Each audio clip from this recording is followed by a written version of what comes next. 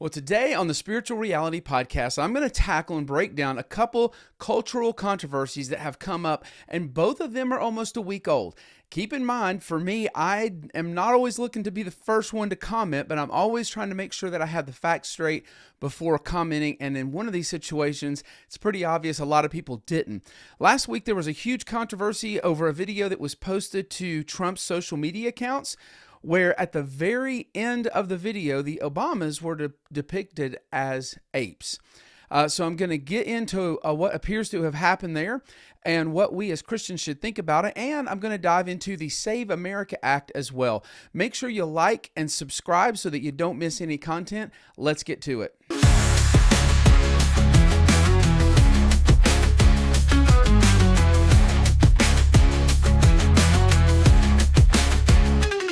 So I'm going to be honest, when I first heard about this video that was posted to Trump's accounts where the Obamas were depicted as apes, and I saw the still shots of that particular image, I was blown away. And then I started seeing people trying to excuse it by showing the whole Lion King video, which to me didn't help a whole lot because there would still never be an excuse for showing Black Americans as apes. And there's no doubt that our history has made that comparison a very clear racist thing to do. Of course, by the time I was aware of the video, it was already taken down. And in our world, this is where things get tricky. I don't know if you've noticed this, but most news will talk about something without actually showing you again what it was that happened. So everyone's first reaction when they saw this was to say, again, Trump is a racist. Which, to be honest, I'll be up until this point, I've never really seen any evidence of that.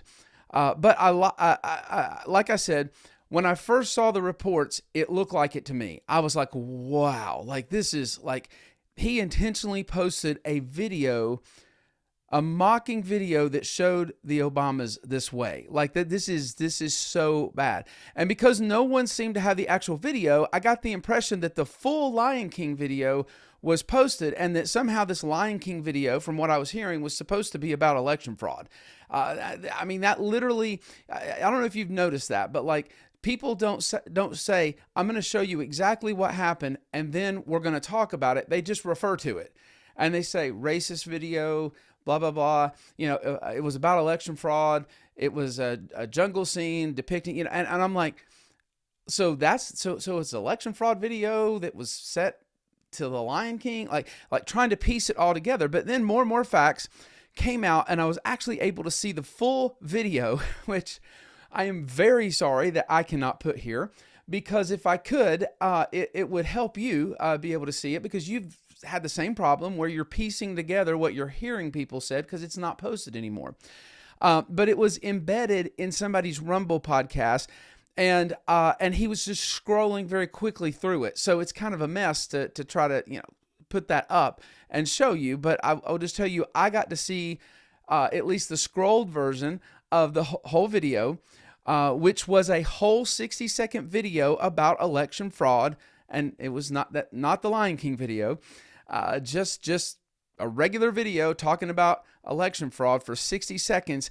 And then at the very, very end, there was 2 seconds all of a sudden that was where you see the Obamas depicted that way, which was the beginning of that Lion King video. And that's where the explanation that the Trump's team has made seems to kind of make sense.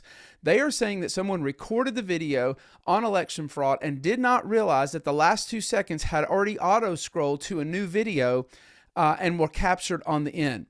In other words, they had no idea that any video other than the election fraud video was captured.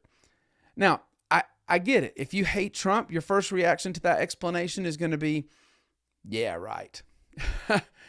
Yeah, right. This is who he is. This is how he is. And we're going to talk about that in a minute.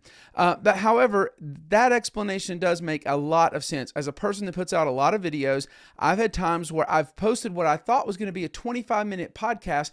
And when I posted it, all of a sudden I went to look at how it was playing and it said it was a 40-minute podcast.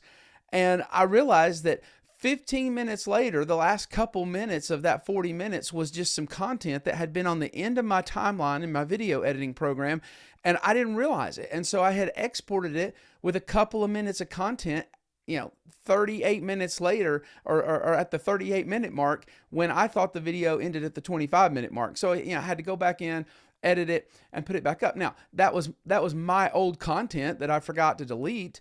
It's not like I would have been ashamed if somebody saw it, but I can totally understand how easy it is not to realize you have not properly trimmed a video or checked to see if somehow something else got put on the end of it that you weren't expecting.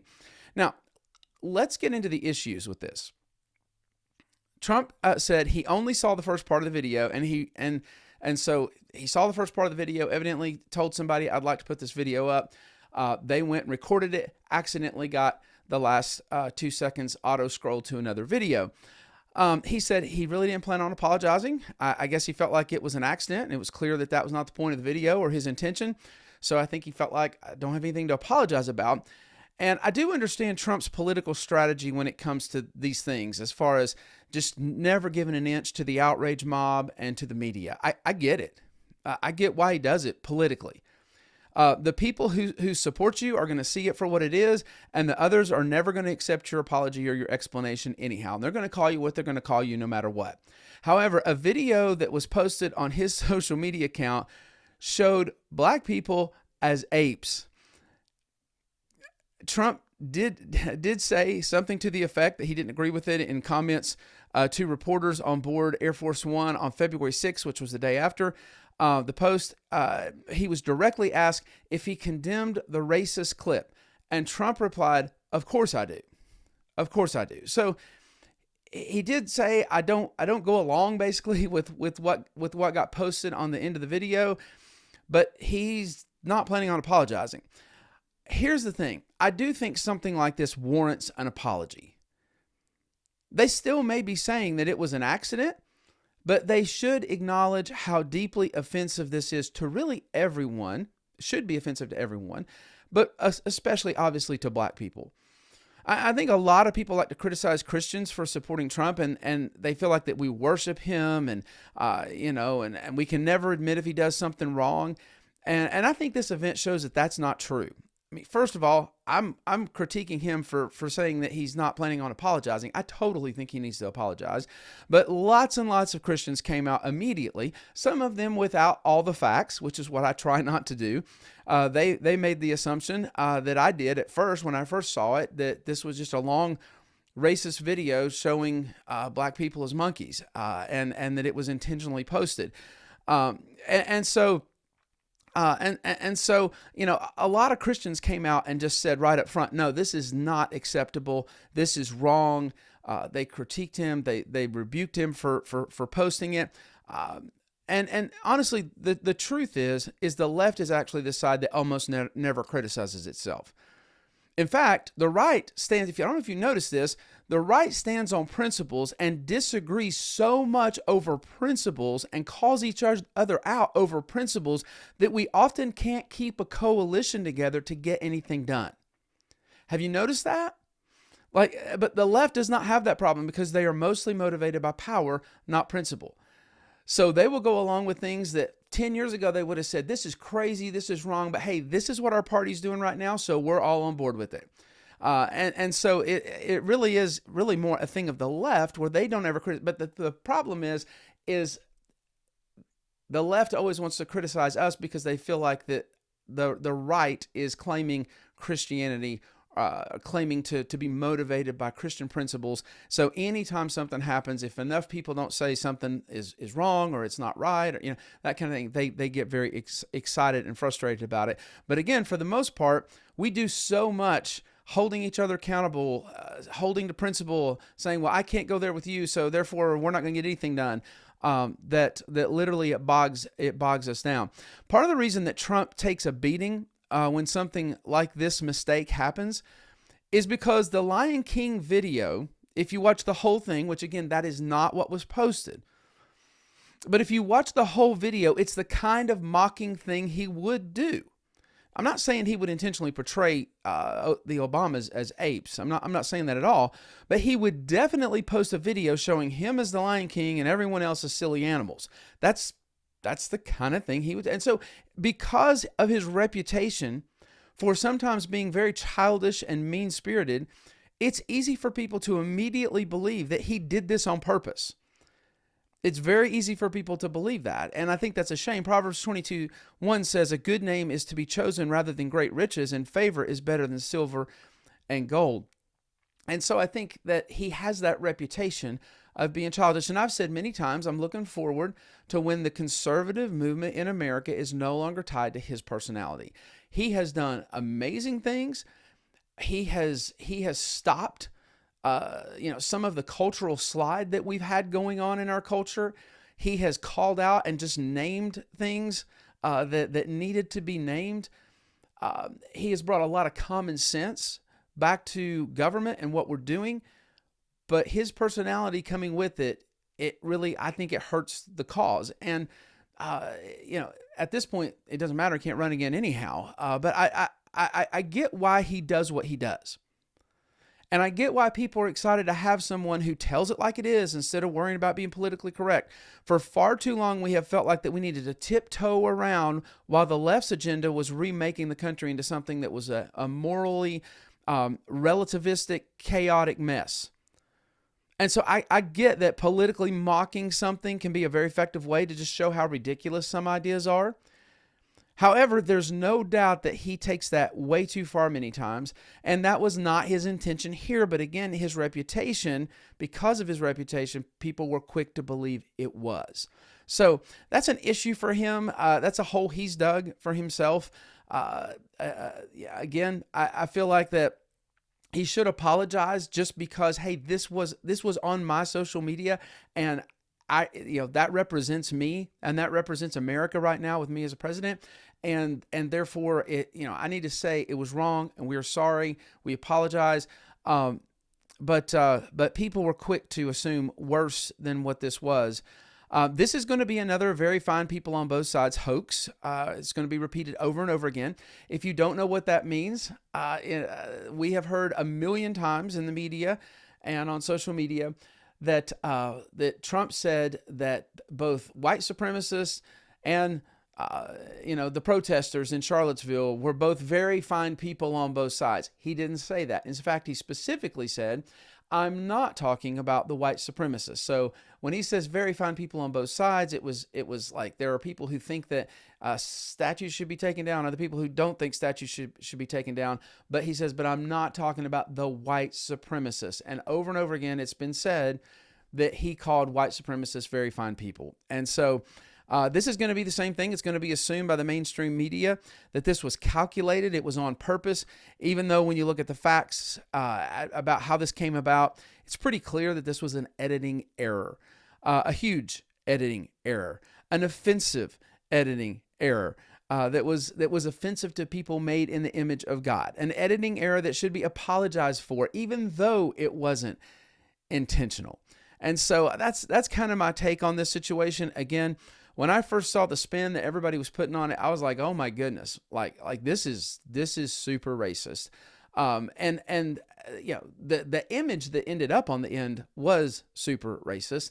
But I will say that the intention of the video that was posted was not that. It wasn't even supposed to be there, and there was no intention, evidently, for it to be there. And so, like a very terrible mistake, a very bad mistake, a very offensive mistake, a mistake that should be apologized for, but a mistake nonetheless. All right, as we wrap up today, I want to cover the Save America Act. If you're not familiar with what's going on there, Republicans in Congress are working to pass a bill that would require that people prove that they are citizens in order to register to vote, and then prove their identity when they vote. And it's being portrayed as racist. It's being portrayed as anti-woman. However, a Yahoo story says that 84% of Americans support this concept of voter ID. People naturally understand that if people are voting that shouldn't be, or if people are voting in multiple districts or states, or if fake ballots are being filled out and sent in by mail, it diminishes the power of all of our votes. And so some of the key provisions in the bill are requiring documentary proof of U.S. citizenship for voter registration in federal elections. And so states would be prohibited from accepting or processing voter registration applications unless the applicant provides acceptable documentary proof of citizenship at the time of application. Acceptable documents would typically be things like passports, birth certificates, or certain Real ID compliant identifications that explicitly indicate U.S. citizenship. Secondly, in-person presentation requirements. So for many registration methods like mail-in or online, proof of citizenship would need to be presented in person, effectively limiting or eliminating fully remote mail or online registration without additional steps. So this idea that just anybody can register anytime or anywhere, just get on the internet and just say, yeah, this is who I am. Like at some point, you're going to have to show somebody in person your documents to register. Then photo identification to vote. Some versions of the bill, including expansions in the Save America Act, require voters to present government-issued photo ID when casting ballots in federal elections to prove that you are the person that you say you're voting for.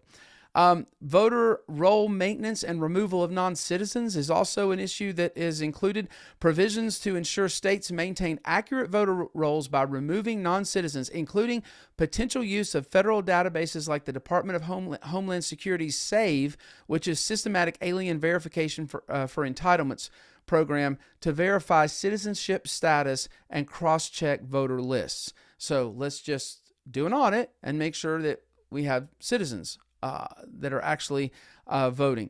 And then restrictions on certain registration methods. It would impact, this would impact or curtail practices like mail-in registration without in-person proof, automatic voter registration like motor voter type things, voter registration drives as they lack immediate document verification. It would also require mail-in ballots to be requested with proof of identity to be verified in order to receive it. So you can't just like request a mail-in ballot and not prove that you're the right person who's requesting it. Voting, which I mean, that's pretty much going to do away with universal mail-in balloting, where they just mail out ballots to everybody and they don't know where those end up. They don't know who actually filled them out. They just get turned in. That's going to do away with that, which I think is a very good thing. Voting is the number one difference between a citizen and a non-citizen. It only makes sense that we should ensure that only the people who are eligible should be voting. And it makes sense that we would not receive stacks of ballots from somebody without being able to confirm that the names on those ballots actually filled them out. So it probably will address ballot harvesting as well.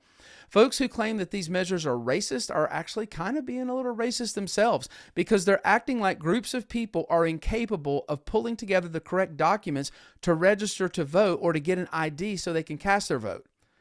This is from the same people who felt that everyone could get a shot and documentation for that to prove so that they could do all kinds of things in society 5 years ago, and who have required everyone to switch over to real IDs. You have to show your ID to buy alcohol, to buy cigarettes. You have to show your ID to fly on an airplane. You have to show your ID to open a bank account or buy a gun. And no one is saying that minorities are getting left out of those activities because IDs are required. Nobody's saying that. Recently, Elizabeth Warren told a reporter that the law was not fair to women because when they get married, the birth certificate won't match their current last name. And so she said they won't be able to vote. And this is kind of ridiculous. Every woman that gets married and takes her husband's name goes through that process of changing their name with the various agencies, simply using your marriage certificate, or if things are kind of going the other way, your divorce decree, verifies your identity under a new name. And it's something you have to do anyway, and that once that's done, registering to vote or getting an ID is not complicated. Proverbs 16:11 says, "Honest scales and balances belong to the Lord. All the weights in the bags are of his making." And so really this concept of fairness, God delights when things are done fairly.